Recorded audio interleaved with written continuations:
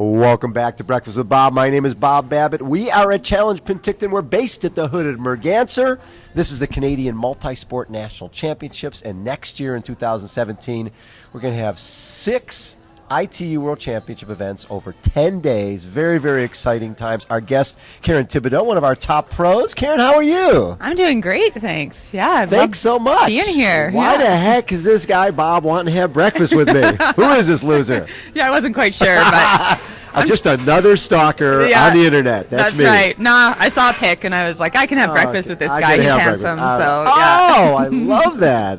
So Karen, swimming growing up. Yes. Yeah. And then you're swimming growing up, and you end up at Pitt. Yes, Swam University at of Pittsburgh. I did. Yeah. And what was your specialty? 200 backstroke, 400 IM. Actually. Yeah. 400 IM. That's one of the arguments I've had with a lot of folks. 400 IM or 200 fly. It's a hard. Such a hard toss-up. Brutal, yeah. Right? But both make you a good for Ironman if you can handle those two events. Yeah. So then after college, you end up in Girona. Yeah. Well, there was quite a few years in there, but I did eventually end up in Girona. I went back. I was in Toronto for a while. Yeah. Went back and did another degree there, and then eventually up to Vancouver, and then Girona. And your degrees are what? I have a Bachelor of Science in Kinesiology and a Bachelor of Science in Nursing. So, yeah. And your specialty is mental health? Mental health and addictions, yeah. And from what Sarah Gross was telling me, you guys will go swimming, and there's Karen bringing shoes for homeless folks and giving somebody a foot massage, and then putting shoes and bringing their meds. Yes, I do kind of have to multitask. I work out in the community, so I do a lot of street level stuff. And that involves anything from wound care for people to, giving people injections, antipsychotics, just trying to find people housing or find them, in the corner that they live and see how they're doing, how they're making out. So, it's an awesome job. It's dynamic. You don't ever know what a day is going to bring. And I think it's a good... when you're a pro athlete, it kind of gives you a whole. It is. It's a really good balance. I mean, this is a sort of a selfish lifestyle. It is. You swim, bike, run. Well, you have a bad workout, and then you go and you go after, and you're working with people who don't even have homes, and you're like, okay, I can probably let that go. So at this point, Jim lives on this corner. Yeah. And he needs this medication, and you go to that corner. Yeah, exactly. That's pretty much what it is. It's case management. Yes. So we and I work casually on 5 or 6 different teams throughout the city. So and then as a casual, you just kind of come in and people tell you what needs to be done, and you go out and you get it done. Wow. So while you're in Toronto, the triathlon was not part of your life at that point? No, not at all. Yeah, I was... Toronto, I was done swimming. I got into some running, marathon running, but not seriously. Just for fun. Yeah.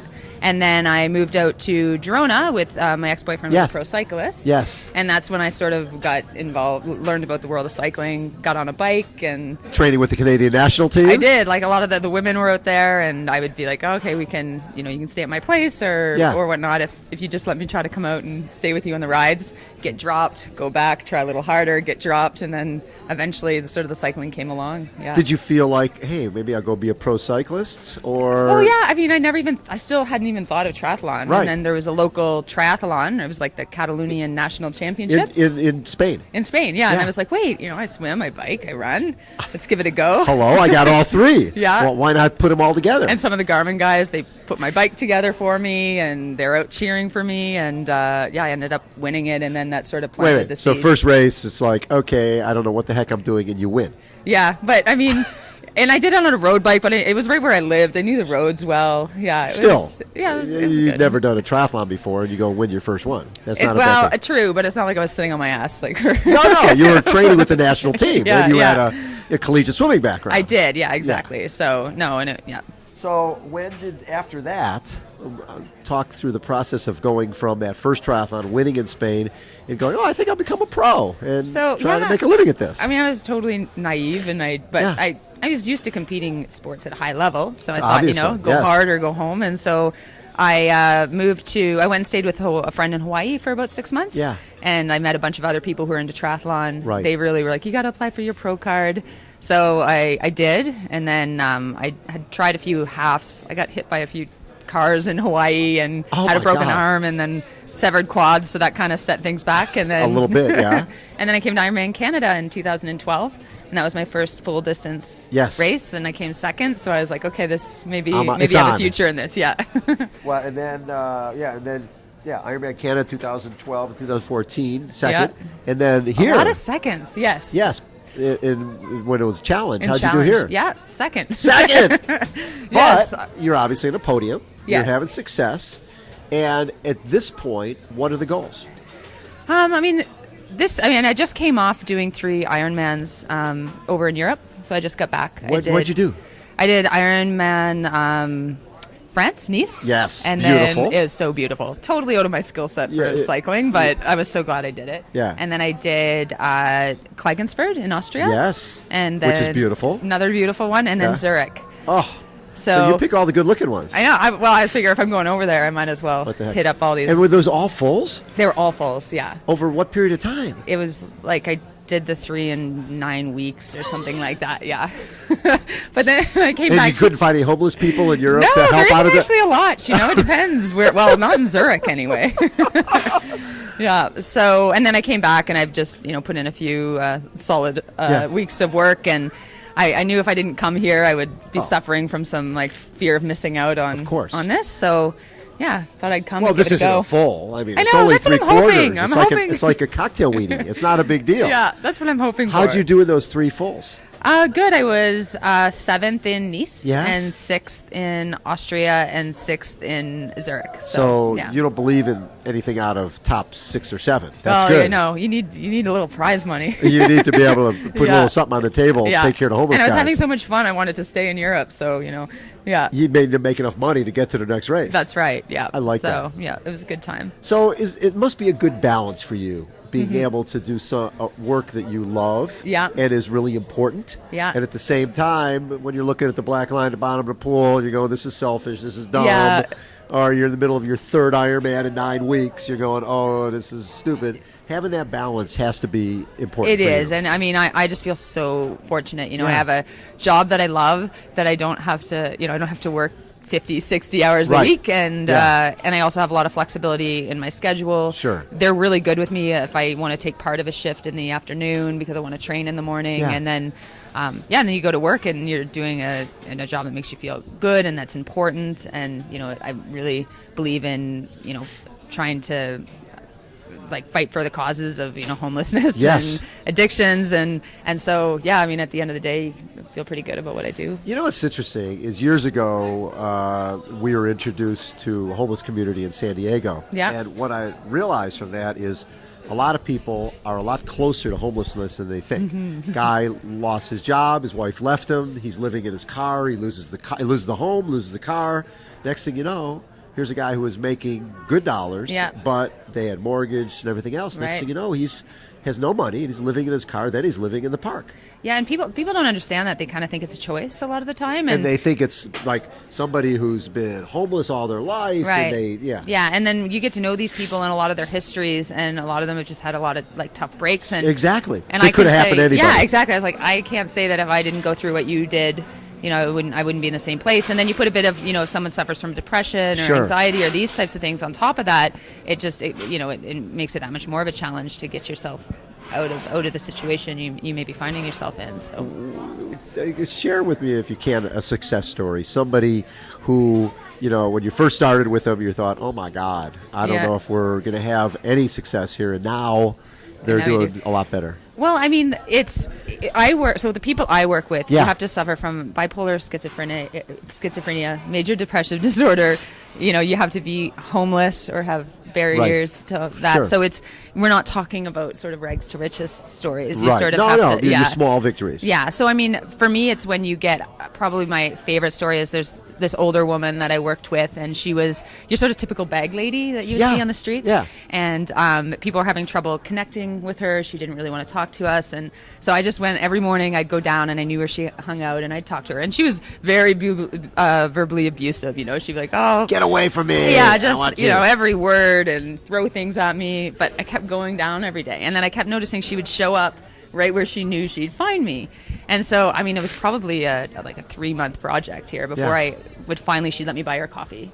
And then, we got talking, and anyway, long story short, it was over a year. She finally agreed to accept an apartment, and I think she was close to 70. Wow. And so she finally took an apartment. She trusted me enough to help her sort through her bags and kind of get things together. And then when I left for Spain, I gave her a bunch of my furniture and stuff. So, and then the best story is I heard from her case manager after I left that she's like, that Karen, she harassed me. She's making me store all her furniture.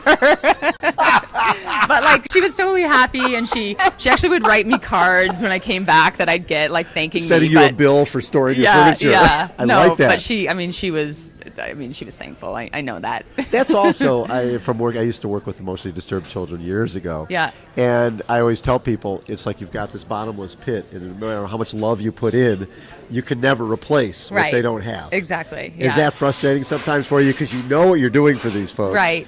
And they're, the reality is they're not necessarily going to react the way that you want them. Exactly. And you have to. You can't do the job because you want to be thanked at the end of the day. I mean, a lot of them have been their whole life. They haven't been able to trust people or form those bonds. So for you to come in and think that they're just going to do that with you is, you're delusional thinking yourself. Exactly. So you just sort of have to try to, make someone's day a little bit better than it was going to be, and feel good about that.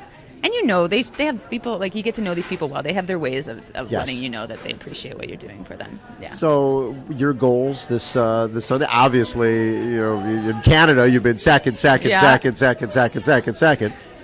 I'm assuming you'd like to step up a notch. I would. I mean, of course, I want that win. But, I just, like I said, I sort of put this in the schedule last minute. Yes. So I really I don't know what's going to be there. I think I could have a great race. It could go sideways after the 3 Ironmans. Like I'm sort of open for whatever. Yeah. Did you take your bike even out of the bag in between these? It still needs to be cleaned. Yeah. I love that. I've just been riding my road bike, but I felt good in the aquathon yesterday. So how fun was that? That was so fun. So that was a good sign. I was like, okay, I'm ready. I'm ready. Yeah. I just did a 30-minute race. I think I'm ready for a three-quarter ITU long distance. It's not a problem. I'll take every little victory I can get right now. So yeah, I love that. No, I'm excited. I love this course. I love the crowds, and I'm just gonna go out and give her and see what happens. So, as somebody who's been racing for a little while now, do you look back at one race as the most important to you? Yeah. Ironman Canada. In 2012 was definitely one of my, probably one of the. But at the same time, I couldn't appreciate it because I didn't really understand the sport as much. I didn't know who people like you were and stuff. just a stalker, just a stalker looking to buy breakfast for people. Yeah. And where is breakfast anyway? Yeah, I know. It's hello, McFly. We got nothing for you. But and then probably in Whistler Ironman Canada, 2014, because I sort of backed it up, having understood what it was, what it was about. Got another second. Yeah. So, but to get a win in challenge, that would be pretty sweet. That might top it. So. How important do you see? Because we've gone through some struggles, obviously, from Ironman transitioning to challenge. Now you got 6 world championships over 10 days here at really sort of the birthplace of triathlon in North America. Yeah. So, how important is that? You mean? Yeah, how important is that event? The fact that there's 6 world championships here next. It says you qualified for the Aquathlon World Championship. You're on the team. I'm like so excited. You're going to be wearing the Canadian colors. Yeah, no, I mean it's awesome. We're having it such a great location, and they just get into these events here.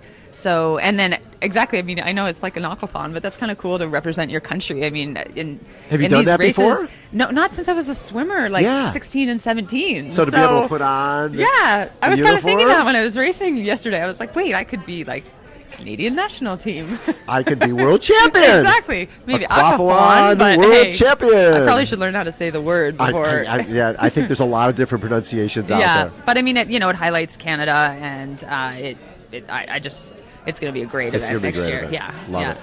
Hey, well, best of luck on Sunday. Thank you so much. And thank you for doing what you do, because it's really, I always love athletes who give back, and obviously it's your profession, but it's more than your profession. It's your passion. Yeah. You're out there after a swim workout looking for somebody to give shoes to or to give their meds to. Yeah. That's a different breed of cat. Well, I don't know. I enjoy it. I love it. Well, you know what? I remember a friend telling me once to get back, you have to give back. Mm-hmm. And I totally agree. Helps you with all your training and racing and makes it all important. Yeah, and I mean, come on, this isn't going to last forever, so. Exactly. Yeah.